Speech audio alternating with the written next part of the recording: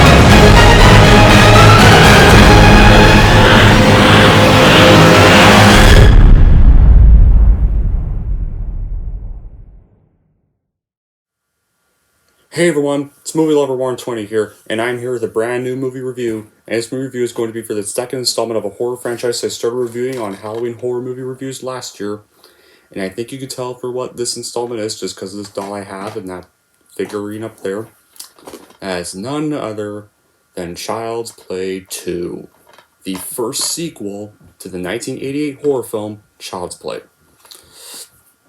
and the second installment starring the killer doll Chucky. So, we're getting into details. What is this movie about? Well, this movie, Andy Barclay has been placed in a foster home after the tragic events of the first film 2 years ago. Since his mother was committed, in an attempt to save their reputation, the manufacturers of Chucky reconstruct the killer doll to prove to the public that nothing was wrong with it in the first place. In doing so, they also bring the soul of serial killer Charles Ray back to life. As Chucky tries to locate Andy, the body count rises. Will Andy be able to escape, or will Chucky succeed in possessing his body? Yeah, so how was this movie made? Well, United Artists purchased a script to the original Child's Play partially because UA President Tony Donpolis and MGM/UA Communications Chairman Lee Rich believed that it had the potential for multiple sequels. The sequel was in pre-production and was set to begin filming on October 15th, 1989. When UA President Richard Berger told producer David Kirshner that the film was put on hold as the studio was about to be acquired by the Australian group Quintex, whose director Christopher Scuss intended to ban the studio from producing horror films. So they had to sell it to a new studio, and there were several options they could sell it to. There was Paramount Pictures, in charge of Friday the 13th, Warner Brothers, Columbia Pictures, 20th Century Fox, the Price Company, Carlico, New Line Cinema, and who was in charge of Nightmare on Elm Street, Walt Disney Studios, and Universal Pictures expressed interest in picking up the film rights to the series and sequel. And Universal won the rights bid, after Steven Spielberg assisted Kirshner in convincing Universal's Sid Sternberg to accept the script for Child's Play 2. Originally, the film intended to open up with the courtroom scene of a jury sentencing Karen Barclay to a mental institution for insisting that Chucky was alive, and both Catherine Hicks and Chris Sarandon were intended to reprise their roles as Karen and Detective Mike Norris from the first film.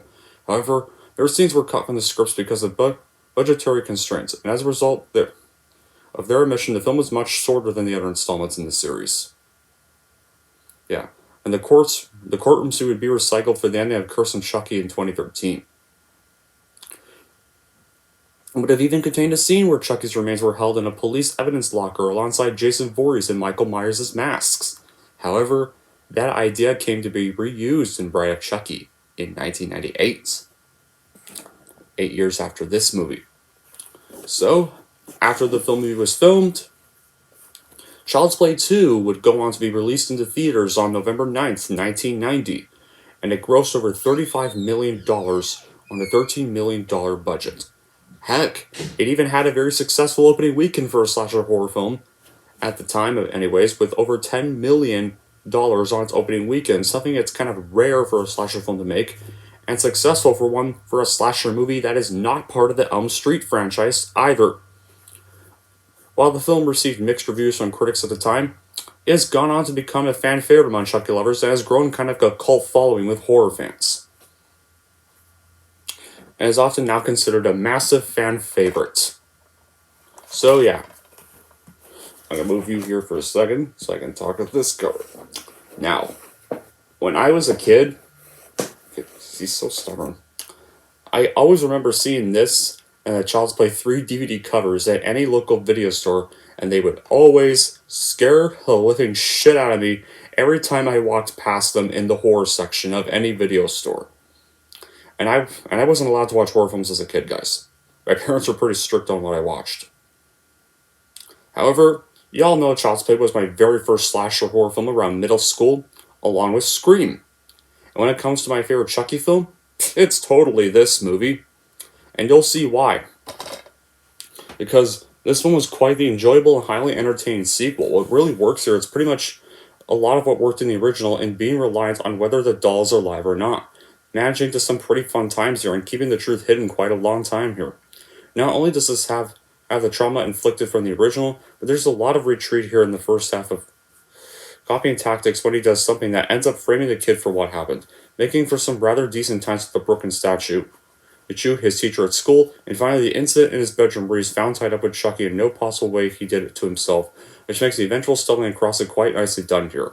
I mean, yeah, it maybe come off as a bit of a rehash at times, but they don't overly rehash the movie at least. With this, they still do stuff that's a little different.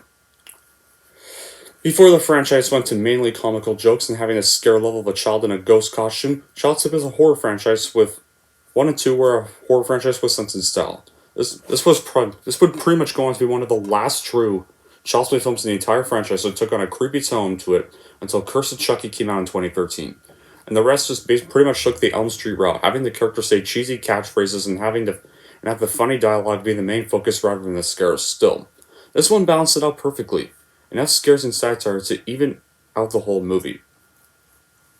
So first, let's start with the good stuff. First, I like how Andy is now sent into foster care because it gives him new people to interact with. Now even though I don't like about Karen Barclay not being in the film, I'm glad that there are new people because if the mother was in here, then this would be a blatant copy of the first film. It would have pretty much just ended up like being another Hangover Part 2 or something. Then there's of course the acting. Alex Vincent still does a good job as Andy, as does newcomer Christina Elise as Kyle. Would pretty much go on. This was kind of the only time we'd ever see her, but up until Cult and the two Chucky TV series, thankfully brought her back.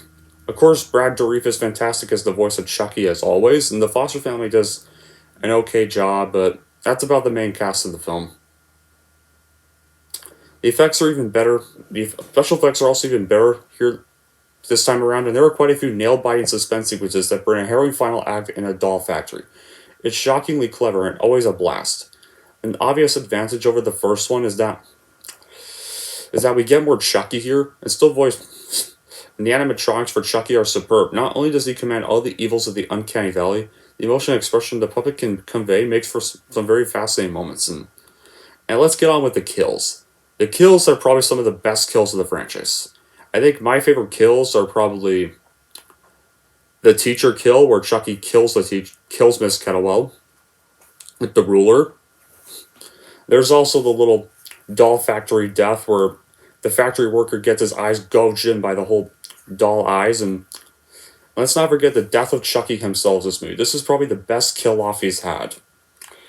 Because, first of all, he has his he has to rip off his arm, and then he gets his legs stapled and loses them in a machine, and then gets melted away with wax, and finally gets his head blown to pieces. Yeah, it's kind of better here, unlike in the first one where he just seems like he dies and just keeps coming back over and over again. I liked how this was handled a little better here.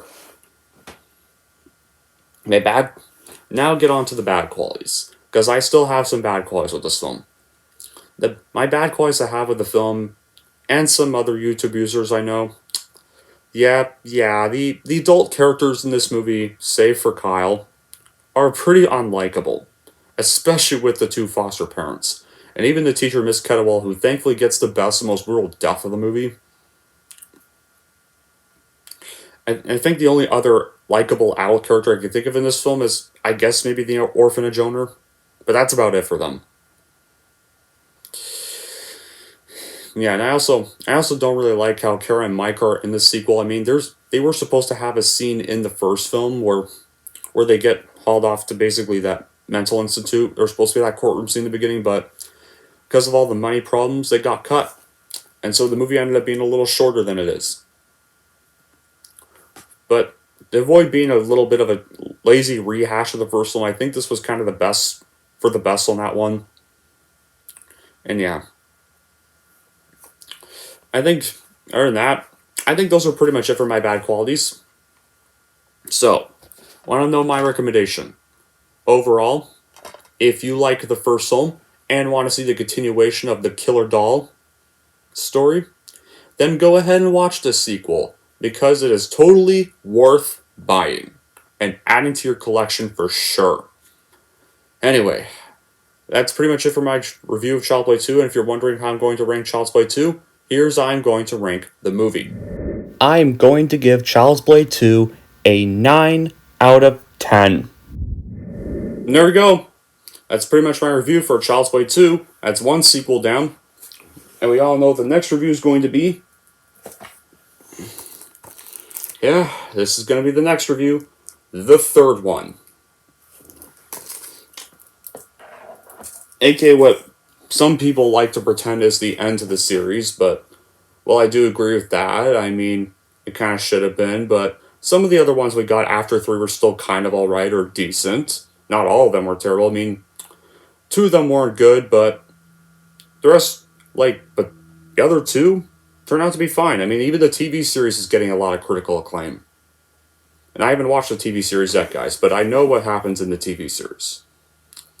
So I can know what to expect. Maybe I'll probably get around to watching the TV series around summertime, especially since we're getting a second season this year in October. But until then, that'll be it for this review. Thank y'all for watching. And if you like this and want to see more, then don't forget to like, subscribe to Movie Lover 120.